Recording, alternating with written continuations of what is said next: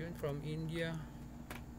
Pero parang ayaw ko kasi maliit yung maliit yung rating. Hanap tayo ng mas malaking rating guys. Yung makascore tayo ng 8 points for our last game.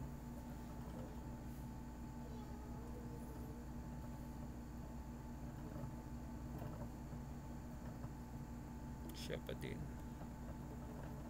Sasayang lang kasi yung natin guys. Masasayang lang yung time natin kasi ang tawag dito,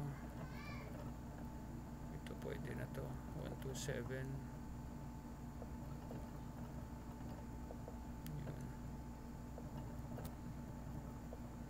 Ayun, panalo na kaagad guys.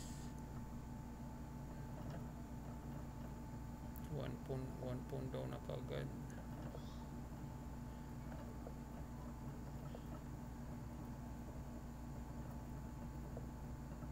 Uy, tama ba yun? Nawan piece siya. May mga possibilities dito. Push pawn, hindi naman pwede yan. Push pawn.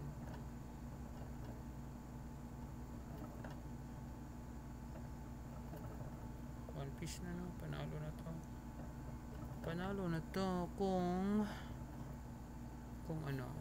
dito na tayo guys para siya mapilitan. Bishop, castle for safety, panigurado. Panigurado.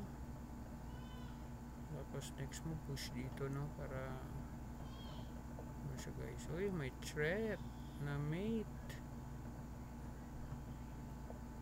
Push pawn. Uy, ano ang threat dyan guys?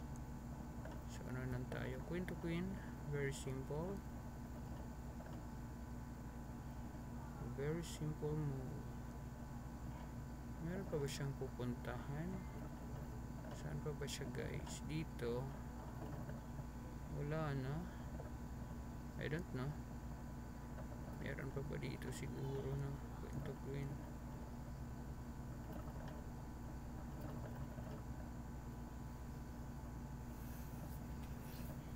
I would rather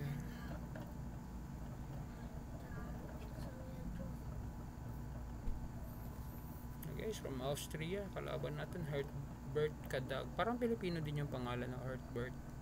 Tapos Kadag in Austria. Dami namang Pinoy po in other parts of the world. Siguro baka ginagamit nila kung nasaan sila. So dami pong mahilig sa chess ng mga Pilipino. Ayan guys, ayan, nag-resign na po. 4 points lang po yung nakuha natin. Okay lang.